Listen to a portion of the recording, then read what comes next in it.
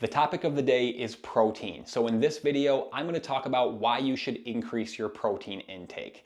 There's three main reasons and there's no real order of importance. So I'm going to start out with number one being that protein has the highest thermic effect of food. That means that your body uses more energy to process and break down protein than it does to process and break down foods that are high in carbohydrates and fats. In turn, that's going to increase your metabolism. And I don't mean that this is some secret to boosting your metabolism and burning an extra 500 to 1,000 calories a day. You'll probably burn an extra 20 to 50 calories a day eating a high protein diet, but it is worth noting. Number two, foods that are high in protein are going to help you feel more full than foods that are high in carbohydrates and fats.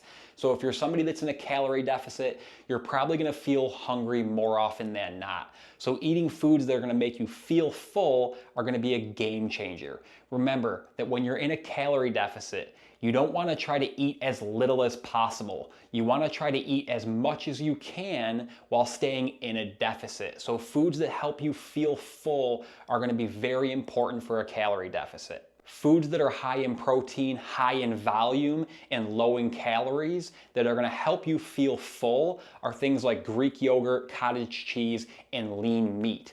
But if you were to eat bags of potato chips, cereal, and cookies all the time, those foods are high in carbs and fats, and they don't make you feel full. So you feel like you could continue to eat and you're never going to be satisfied. So if you find yourself hungry all the time and you're constantly snacking, even if you're not actively in a fat loss phase or a calorie deficit, it could be a sign that you should be eating more protein. Number three, last but not least, protein is going to help you build and repair muscle tissue.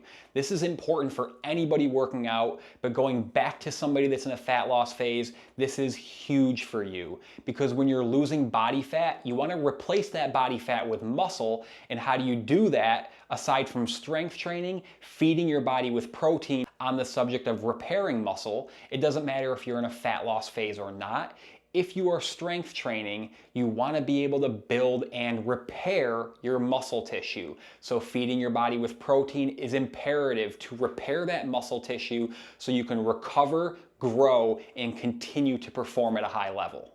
On the subject of performing at a high level, it's important to note that protein is not fuel. So before a workout, you don't want to load up on a bunch of protein, especially if you're somebody that does endurance training or cardio, like trail running, road running, or working out on a bike. But protein is going to be super important to eat throughout the day so you can build and repair muscle tissue and stay full throughout the day.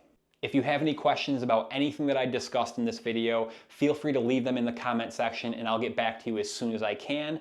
And if you can do me one huge favor, if you enjoyed this video and you learned something from it, please hit that thumbs up button. And if you want more information on fitness and nutrition for regular people like you and I, make sure to hit that subscribe button.